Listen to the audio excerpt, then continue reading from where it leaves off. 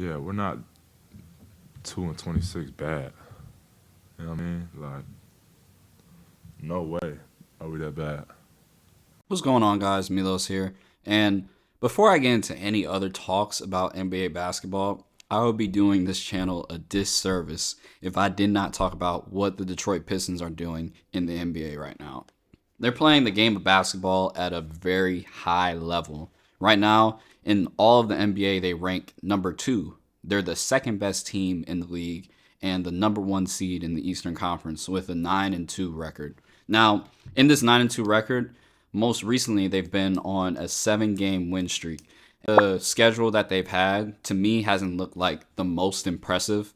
They've had good wins against, one, the Magic, who are playoff contenders and, well, predicted to be playoff contenders because really they haven't been playing well. They're 5-6. They haven't been playing well recently, but nonetheless, they're playoff contenders. And then another team, the Philadelphia 76ers, they're also playoff contenders. So those two teams and those 2 wins that they got against them were pretty impressive to me. The rest, the other 5 games they played weren't really too impressive, but still going on a 7-game win streak for what this team used to be just 2 seasons ago, that in itself is absolutely impressive. This team 2 seasons ago only won 14 games. They were 14-68. And when JB Bickerstaff joined this team the next following season, they instantly tripled their win total, winning 44 games and making it to the first round of the playoffs. Now, they played against a tough New York Knicks team, and this New York Knicks team with Jalen Brunson, Karl Anthony Towns, they did beat them, but they beat them in a tough series to 6 games. The reason why that I believe this team is good now is one person I mentioned earlier, JB Bickerstaff. He set the foundation before with the Cleveland Cavaliers. Right now, I believe because of his coaching when he was with the Cavaliers, they're doing well because of his coaching and the things that he instilled in those guys. Anthony Atkinson, who's also a great coach, only just picked up where Bickerstaff left off. But once Bickerstaff came to the Detroit Pistons, I think it's absolutely just amazing that he was able to triple their win total. It speaks to him how good this team is, and it also speaks to his coaching staff right now because following that season, they're picking up where they left off. And I don't think anybody could predicted this team to be the number 1 seed in the Eastern Conference right now. We predicted them to be just a little bit better than what they were last year, improving obviously because these guys gain a year of an experience, but we didn't expect them to start off this hot early. And the way it's looking, it looks like they won't slow down. They've lost a lot of guys sometimes in their lineup. Not all the guys play. Like Asar Thompson, just last night, he didn't play, missed his first game. Isaiah Stewart has been out a couple games. Karis LeVert missed a couple games as well. There's a lot of different guys on this team that have missed games, but even with them missing games, they're somehow figuring out a way to win. Which brings me to the leader and the superstar, Cade Cunningham. Cade Cunningham right now is probably closing in on a top 10 player in the NBA. And in the Eastern Conference, I believe right now he's the best point guard. Now, the only competition I see with being the best point guard in the Eastern Conference is Tyrese Maxey. Tyrese Maxey is just scoring the basketball at an amazing rate and is looking absolutely great. But Cade Cunningham can also score the basketball. Cade Cunningham is averaging 27.5 points, but he's also able to control an offense and be a table center for this Detroit Pistons offense. He's averaging 10 assists and also 5 rebounds to go along with it. He's able to see the floor differently from many other players, has the vision, and can also score the basketball and just seems to play at his pace. Like, you can't speed him up. He's kind of like a Luka, like Shea type. Like, you can't really speed him up, and it's hard to stay in front of him all the time. With his scoring ability along with his amazing passing ability, he's showing us that he's trying to be in that top 10 player talks. And I believe, quite frankly, that he's creeping in on that talk. At the very least, to me, he's top 15. I think there's no debate with that, to be honest. But he's been playing well. He's been the obvious leader of this team. But the biggest question to this team is who's necessarily going to be the second option / next option, like third option? Who are these like established roles? And I think they're still figuring out who these options are just because they're so young. But I believe Jalen Duren is the second option for this team and has been playing well with Cade Cunningham. I look at him, I see an amazing rapport that they have together.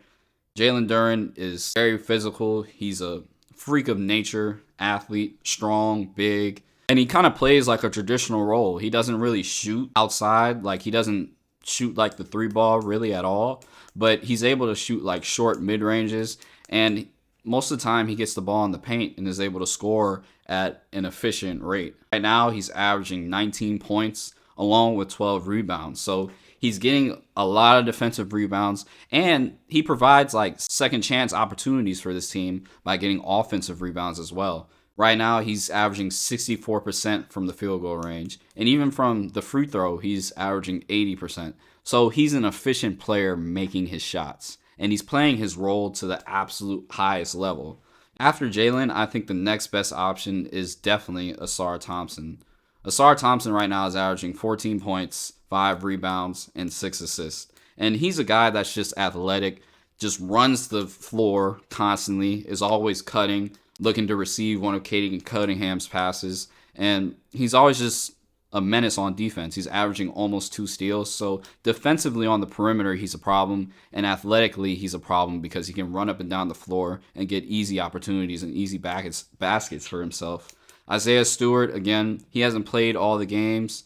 He's a defensive presence as well. And when him and Jalen Duren are healthy together, they're a threat defensively in the front court. They're definitely a threat in the front court. In addition of adding on Duncan Robinson, who's a shooter on this team in the starting lineup, and also having Karis LeVert, who's able to be like a table setter, a shooter, and a scorer for this team in the second unit, it only helps them more offensively because this team doesn't really play the best offense compared to other teams in the league. Right now, they rank 17th, which is like middle of the pack, a little below average. But defensively, they are a problem. They're the third best team in the league defensively, and that's where they hang their hat on. It's ironic to see because you had the bad boy Pistons. You had the Pistons that played against Kobe Bryant and the Shaquille O'Neal Lakers. Those teams were defensive-oriented teams. So they have an identity that they've been sticking to for years. And this young Pistons team is just picking up right where those teams left off by picking up that identity and becoming that identity and being the epitome of Detroit Piston basketball. The improvement I've seen over the past 3 seasons with this Detroit Piston team has been absolutely just amazing to see and amazing and fun to watch because now we see another Eastern Conference team be one of the more dominant teams in the East because we need more, if anything, we need more dominant Eastern Conference teams because the East right now is probably one of the weakest it's ever been. My point is they've gotten a lot better, and it's exciting to see that the Detroit Pistons are playing at this level, playing at a top 2 team level. So y'all let me know y'all thoughts. Cade Cunningham, again, is a top 15 player. Last night, he just had 46 points, but he did have him on 45 shots, which is absolutely crazy. Like, you're missing a lot. You were 14 for 45. Like, that's a lot of shots to miss. But at the same time, he did this because he didn't have a lot of the main pieces that the Detroit Pistons usually have on a nightly basis. He picked up the slack for this team, basically.